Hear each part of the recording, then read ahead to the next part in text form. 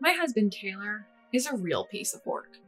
Despite borrowing $50,000 from my dad, he's not only avoiding repayment, but also considering filing for bankruptcy to dodge it. If I declare bankruptcy, I don't have to pay it back, right? Serves him right. That's what he says, smug as can be. He's really not thinking this through. He has no idea what life would be like after bankruptcy. I'm Michelle, 32 years old. Taylor and I have been married for 5 years, and for better or worse, we've led an average life together. We don't have kids, so we have a dog instead. We mostly spend our time with each other and our furry friend. Seeing our families is rare since they live far away. We usually visit them during summer or Christmas vacations, especially Taylor. He always makes a fuss when it's time to go to my parents' home. Hey Taylor, you're coming with me to my parents' house for the holidays, right? Oh, no. If we're going, let's go to my parents' place. We've been to your parents many times. It's time we go to mine. We've talked about this. It's just a hassle, and there's nothing to do at your parents' house. Don't you think you should apologize to my dad about the money? Our life is possible because of him. He even helped us with that debt crisis. Again with that, you're so annoying. Taylor sighed loudly and left the room. When we first got married, my dad gave us the down payment for our house and later lent Taylor part of the capital for his startup business. I've been slowly repaying the money for the house, but the $50,000 Taylor borrowed for his business remains unpaid. I know Taylor's business is struggling and times are tough, but that's a different issue altogether. Taylor's lack of gratitude towards my dad irks me every day. Then, one day, something happened. I got a rare phone call from my mom, who usually only texts. Hello, Mom? Michelle, is now a good time? Yeah, I'm fine. You usually text. What's up? Actually, your dad, Daniel, collapsed.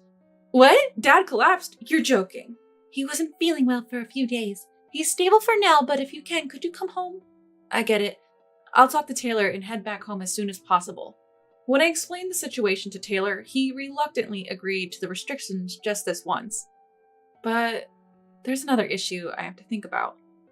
Taylor, it's about Rocky. I called our regular vet to board him, but they're fully booked. So what's the plan? I'm thinking of hiring a pet sitter.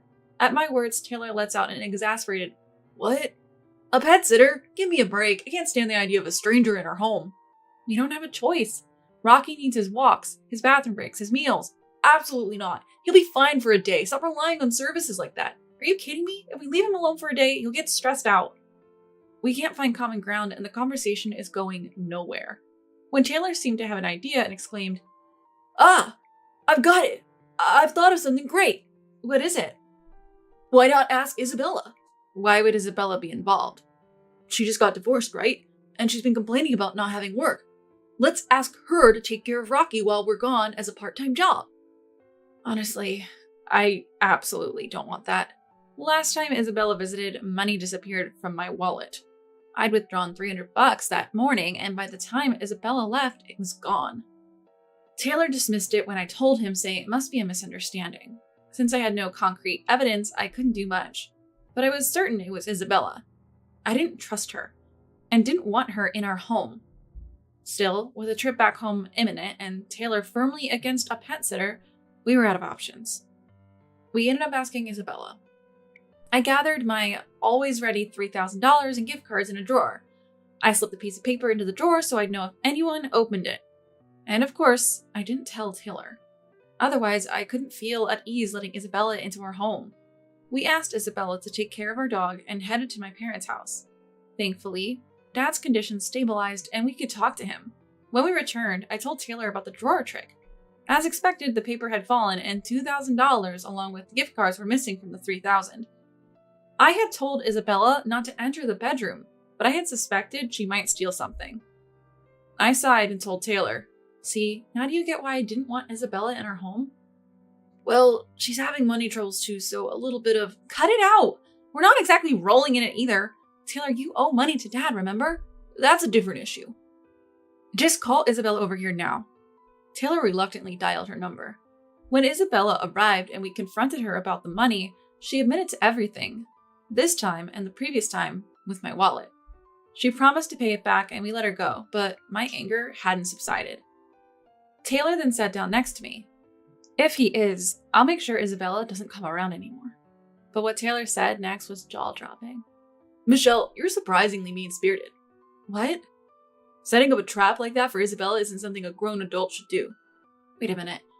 Are you taking your own sister's side even after all this? Isabella's in the wrong too, but what really turned me off was how you doubt your own family and set up such an elaborate scheme. Don't joke around. If you believed me about her stealing money last time, maybe we could have prevented this. Just like you don't want the pets that are in our house, I don't want Isabella in our house. Wow, so narrow-minded. What? Don't you have anything else to say before blaming me? It was like he was saying it was my fault for setting up a trap to catch Isabella, who had stolen twice. I was angry and frustrated. After that, Taylor's and my relationship started to deteriorate, with more and more days of not speaking. The tipping point came when Taylor handed me a piece of paper after returning from work. What's this? You know what it is. Divorce papers. You want a divorce. I've had enough of you over the Isabella thing. I don't want to be with you anymore. There's no point in being married. Let's divorce. This happened because of your sister, you know. Don't shift the blame onto me. I don't even want to talk about it anymore. Just sign it. No discussion, just Taylor pushing his own viewpoint. I grew disgusted with him and agreed to the divorce. It's clear Taylor will keep taking Isabella's side in the future, so I figured it was best to cut ties with him sooner rather than later. A few days later, the divorce went through. We sold the house we'd lived in for 5 years and fairly divided our assets. I told Taylor to use that money to keep making monthly payments on his debt to Dad, and he agreed. And so, our married life came to an end. Months later, Dad passed away from illness, and just like that, I inherited the right to collect Taylor's debt repayments. But the following month, Taylor fell behind. I did a little digging through mutual friends and found out his business was failing. He did say he was struggling with the company just before we divorced. Well, maybe I'll give him a break. Since I knew Taylor was struggling, I decided to wait 1 more month. But when there was still no transfer from Taylor, I lost patience and called him. Hello, it's Michelle. What's up, Michelle? What do you need? What do you mean, what do I need? It's about repaying Dad. You haven't paid since last month. Oh, is that all? Well, I'm not paying anymore. Excuse me? Caught off guard by his unexpected response, my thoughts freeze for a moment. Taylor, without any remorse, continues. Why should I? My father-in-law's dead, right? No point in paying back a dead man. What are you talking about? That's ridiculous. I inherited Dad's right to collect the debt, so now I'm the creditor. Understand? I don't care. I said I'm not paying. I can't pay. Suddenly furious, Taylor starts yelling over the phone. I'm struggling with my business too, you know. Why should I repay a debt to a dead person? It's a waste of money. Don't joke around. How can you even say that? Your current business exists because of Dad. Yeah, sure. He helped back then, but he's dead now. Only you would benefit if I repaid the debt, so why would I do that? At that moment, rage surged through my veins. Our parting wasn't amicable, and I know about the current economic situation. If only he would sincerely apologize for the delayed repayment. But he's showing no remorse, let alone an apology. Worse still, he seems to think he's off the hook for repayment now that Dad is gone. I'm infuriated by Taylor's convenient thinking. I won't let this go. He will repay every penny. Determined, I reply in a stern voice. Just to clarify, Dad's death doesn't absolve you from repayment. Annoying, Taylor muttered irritably. I told you, only you benefit from me paying back. There's no way I'm paying back $50,000. All right then, I'll take appropriate measures. Is that okay? Suddenly, Taylor erupts in laughter on the phone. Then I'll just file for bankruptcy. Bankruptcy? Yeah, if I file for bankruptcy, I won't have to pay back anything. Serves you right.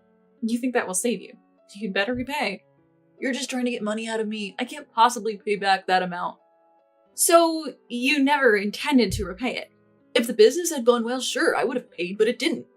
Not even sorry towards Dad. Why should I apologize to a dead person? Both you and your sister are irresponsible with money. Disappointing. See what you want.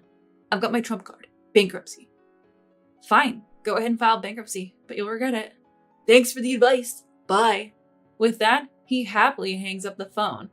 Taylor seems to think that filing for bankruptcy will free him from his debt, but he fails to consider the downsides that come with it. If declaring bankruptcy wiped out all your debts, everyone drowning in debt would be doing it, happy as a clam. I have a friend who had to declare bankruptcy because they co-signed a loan once. It was a heart-wrenching process. I saw the struggle up close, so I know how tough bankruptcy can be. That's why I decided not to tell Taylor about it. Later, it seems Taylor really did go through with the bankruptcy process. I got a text saying, "Debts are gone, serves them right." I didn't reply. I just waited to see how things would play out, pretty much expecting Taylor to self-destruct. A few weeks later, just as I expected, a desperate call came in from Taylor. "Michelle, please help me." "Long time no see. What's up?" "I'm screwed. Yeah, I get rid of my debts, but now I can't even live a normal life." "Oh, that's unfortunate." "Unfortunate? You don't get it. I'm really in trouble here." "Well, declaring bankruptcy is a last resort only for those with no other options." "What?" For Taylor, who clearly didn't understand the situation, I laid it out plainly. "Listen, bankruptcy is the last resort. They'll take all your assets, cars, electronics, everything. Your credit cards won't work. You'll be blacklisted." "How do you know all this?" "I saw a friend go through it. It was a nightmare." "What? So you knew this would happen and you didn't stop me?"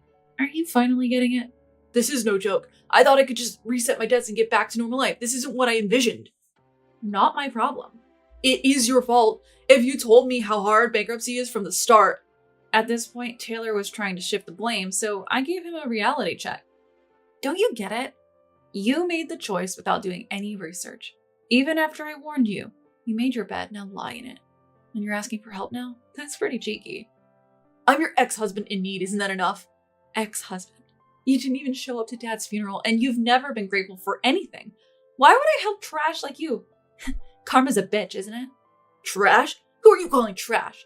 Just to make it clear, you're in a really bad spot right now. Don't expect to live like you used to. Bankruptcy doesn't offer a bright future. You chose this path. Now live with it for the rest of your miserable life, you damn fool." I let out all my pent-up frustration and hung up the phone. Immediately blocked the number and blocked on social media. And that's how I finally cut off all ties with Taylor. As for him, word has it that he's living a pretty miserable life. He thought he could just wipe the slate clean with bankruptcy and start fresh. He may have acted like he had it all together, but reality isn't that kind. Since he's on the blacklist, he obviously can't get a loan for anything. On top of that, it seems he owed a lot of money to his friends, and he hasn't paid them back. He's been contacting other friends to borrow money, but no one will lend him anything now that they know his situation. In fact, almost all his friends have cut ties with him, and it seems he's living a lonely life now. It's nothing less than poetic justice. As for Isabella, it turns out she wasn't just stealing from me, but also from her friends. Apparently, she was recently arrested by the police. The rumors spread in the neighborhood, and she lost her job too. I'm so relieved to see those two people I can't stand both get their comeuppance. I'm really glad I got a divorce when I did. I'll never have to deal with those siblings again. If I ever date someone in the future, I won't make the same mistakes. I'm determined to be more discerning in judging people and build better relationships.